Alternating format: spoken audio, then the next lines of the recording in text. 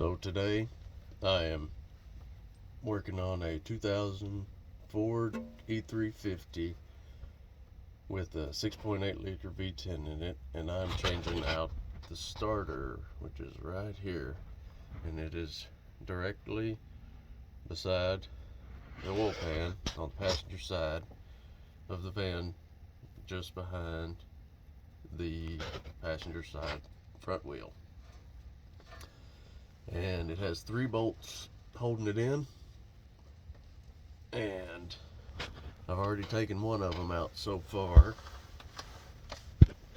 and I'm going to take the other 2 out real quick, and we're going to go from there. So this first one right here, and it's got this ground wire that connects to it, and then we got this second one that's up top here that I've already got my bolt on, and then we got a third one right there on the very top around back.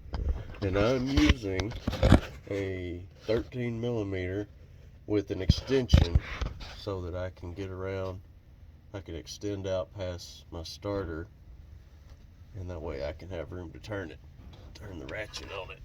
So we're gonna go ahead and continue removing this bolt.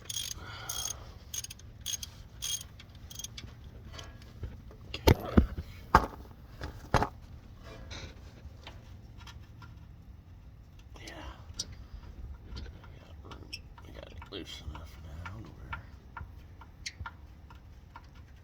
you can take it out the rest of the way with the finger. Ready. Now we're gonna try to get around to that last one up there.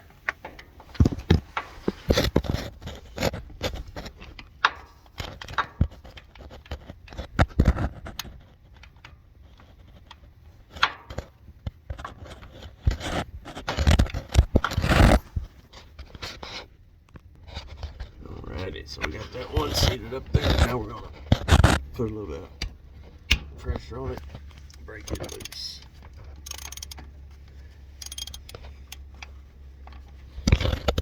Use this camera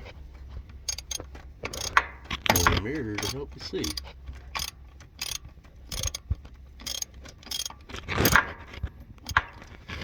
And since that feels pretty loose, take the extension and the socket off of the ratchet. Let's see if I can loosen it up. Okay, so I got the ratchet removed, and I'm just loosening this up by hand now. It's loose enough. I'm going to set the camera down.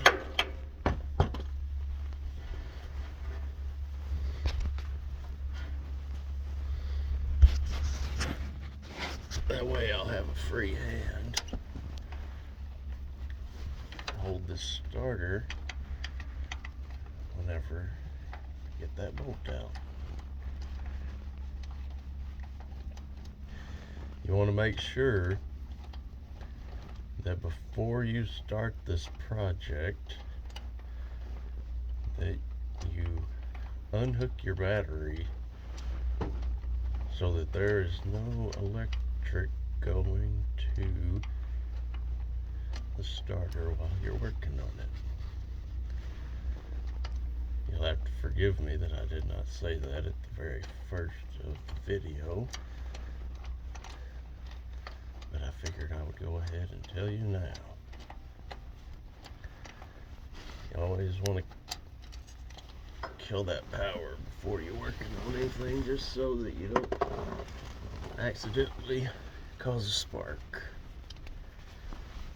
Now we're going to wiggle this right out of here, and there we go. We've got it loose. Now we're going to disconnect the wires and then install the new one.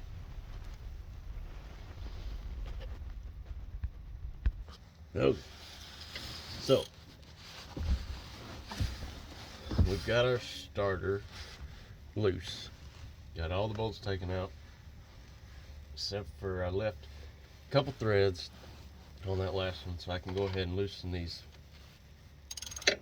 2 wires up before we drop it down. So we're gonna go ahead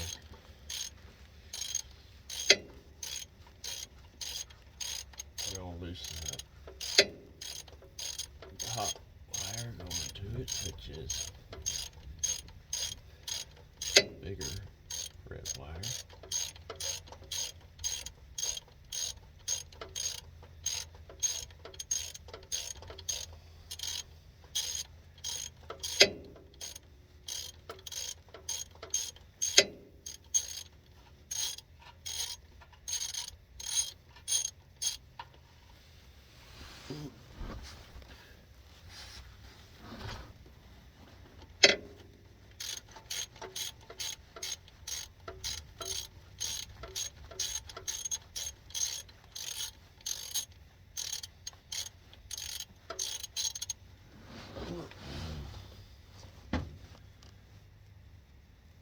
Be careful whenever you're underneath the vehicle to know that there's always the potential for debris to fall down in your eyes. And if you're smarter than me, you'll wear some safety glasses or something to keep stuff from getting in your eyes. I do sometimes. This is my work van, and I'm needing it done, and I just got in a hurry and wasn't thinking about it today. So we're gonna take and loosen this other wire, the smaller red wire, which is used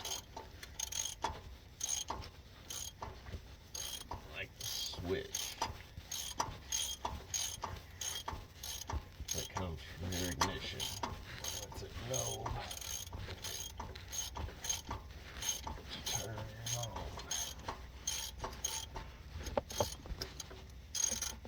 And then you got your black wire. That one goes to the negative on the battery. So you got your positive and your negative. Positives,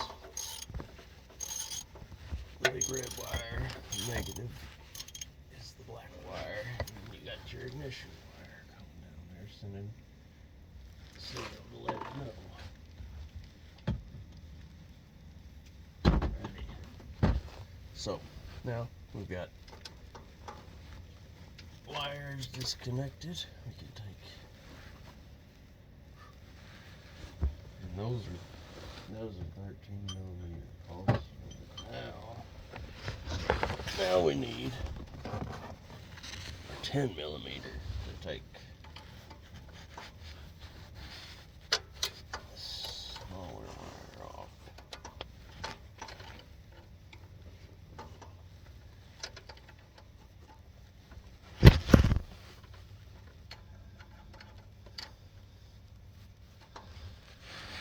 And I don't have my socket for my 10 millimeter on hand right now, so I won't bore y'all with that, and we'll just pause.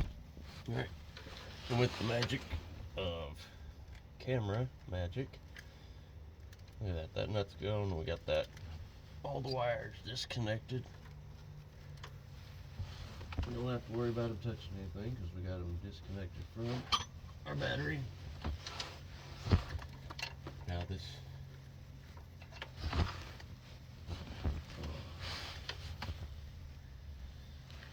bolt that left a couple turns on.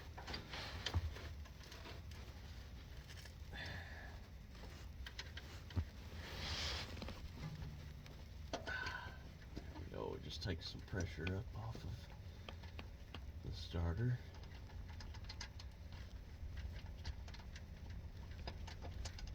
Take it back out. And then drop it down there. Look at that. We have officially remove the old starter. Just like magic, we got our new starter right here. That one didn't take no special camera editing. You just make sure to have the starter already there with you before you start.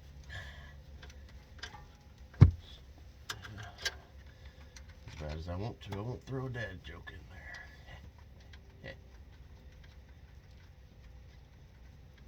So we're gonna take it. We're gonna start that stud on there.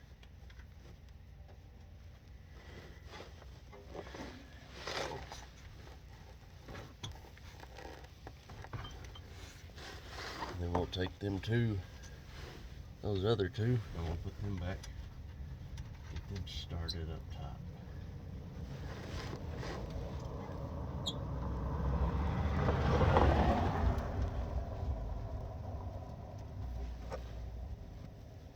I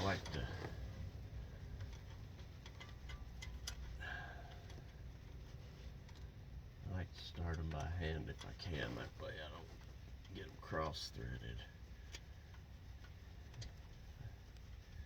If I take it and just put them in there with a ratchet or an impact or whatever you got a better chance of the threads being cross-threaded. And then you just destroyed that bolt and might as well throw it away and get a new one if it ever comes time to change it out again.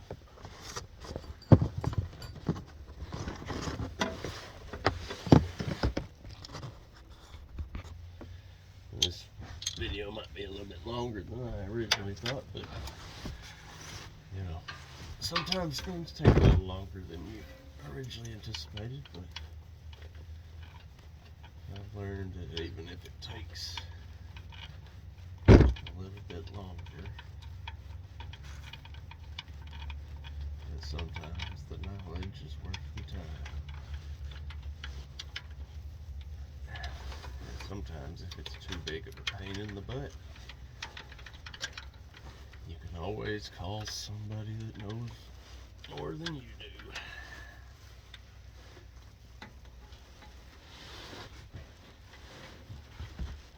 Might have to pay him something, but you know.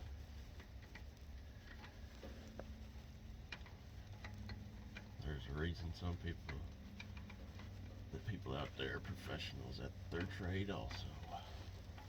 I'm for sure not a professional mechanic. I've just been working on my own stuff for quite a long time, so. And I enjoy it. It helps if you enjoy it. So, we got those hand tightened on there. Now, remember, whenever you go to put these back in, on these vans anyway, and I'm sure it's probably the same on the trucks too. But like I said, this one's a 2000 model, so we got a bolt here. We got a bolt over there. Those two go on the top. We got this one right here that is a stud. Okay? It's got that stud sticking out of it. Now that stud is for this ground wire. Okay, so got this, like I was saying, that one right there. That ground wire go right there on that post. And then got this nut right here. This flange nut. It's got them teeth on it. And that'll go right over the top, and we'll tighten it down. But first, this goes down here. And I'm gonna, like I said, I hand tightened them a minute ago just with my fingers. So now we're going to use the ratchet. And we're going to tighten it up. Now, you just want to snug. You just want them a little tight.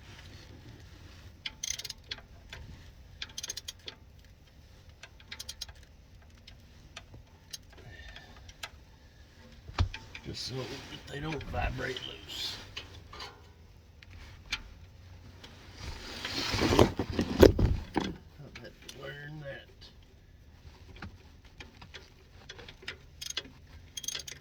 Because I used to want to just tighten everything down as tight as I could. And I've snapped quite a few bolts in my day. Not bragging, saying though. Super tough or anything, but you can definitely snap these bolts if you put enough pressure on them.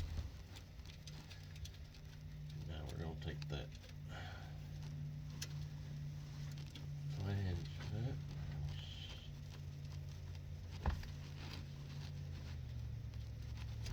start that. Like I say, I always start them by hand. You can take them and you can put them in the socket, and you can spit them on that way too. It's just as effective.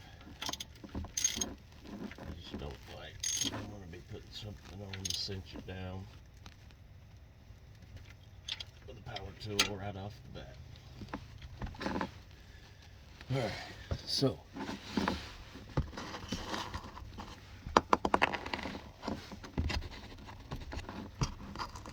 got that rolled. Now,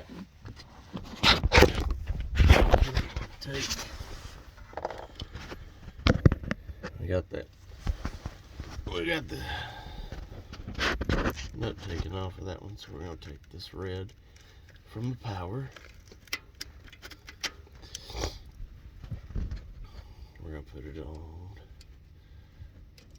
this post that's closest to the frame. We're going to put our washer. We're going to put our lock washer on there. Then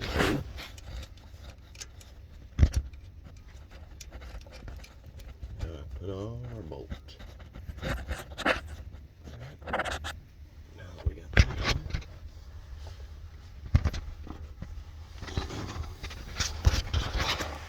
we're going to take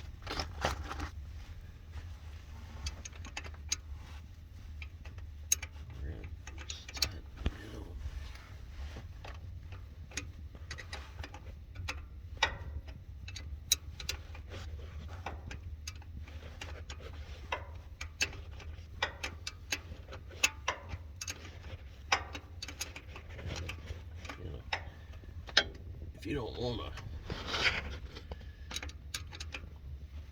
watch me tighten this up, you can fast forward through it, but I'm already about done. Now, just snug on that, because this right here, this is plastic.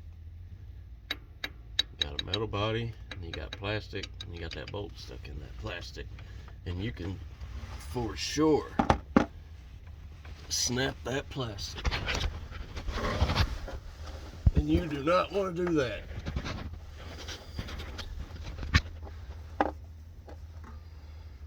You break that plastic and, well, you got your brand new starter and your solenoid, which is what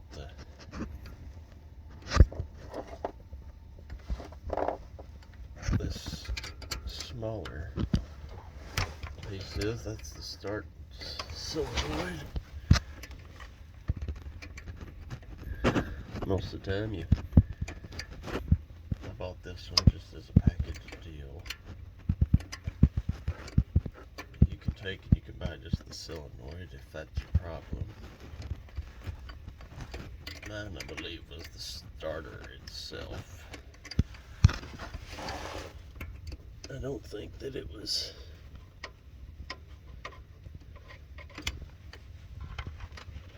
turning. I don't think it was engaging. It was, it would crank, but it would not start. Okay. Finally got that. Little nut to take it off of there so we can take it. Got the wire put on, and now we can finger. Try to start it with our finger. There we go. Get it on there, and then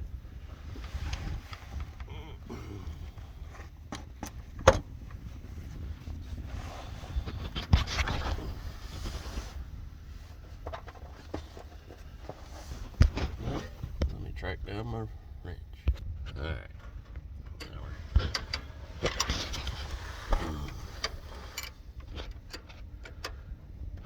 we're going to tighten that up. And I highly suggest that if you do,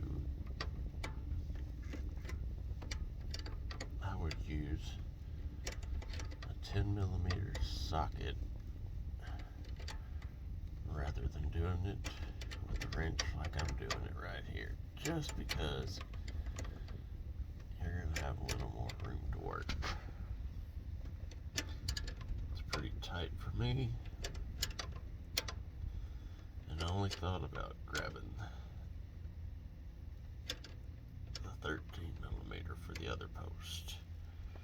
This is the only 10mm on the starter, so like I say, we hand tighten it. It's got that lock washer on that one too to keep the nut from backing off of it. Alright, so now we got our hot, got our ignition wire over here, this little red one, and then we got our ground. Look at that, just like that, we got the new starter installed. Now we're gonna start the van up and see if she fires up, but first we're gonna hook the battery back up, get power to it. I might even take it and put a little bit of a charge on it first, or use a battery booster or something, just because from where I tried to start it so much there before, I might have killed the battery. But that's how you change out a starter. It's not that hard, it's just laying down under the vehicle. If you don't have a lift to be able to stand under it, it makes it a lot easier, I'm sure. That's why the mechanics have them at the shops. But I hope that this video was helpful for somebody. I didn't intend on making a working on a vehicle my first video on my channel. My channel is just going to be about do-it-yourself kind of stuff, just working around your house, just anything from home repairs to, I guess, automotive repairs also. So just as I've always been told, the more you know, the more valuable you are. So I just want to say God bless, and I hope this video finds you and helps somebody out, just like all the videos out there have helped me out.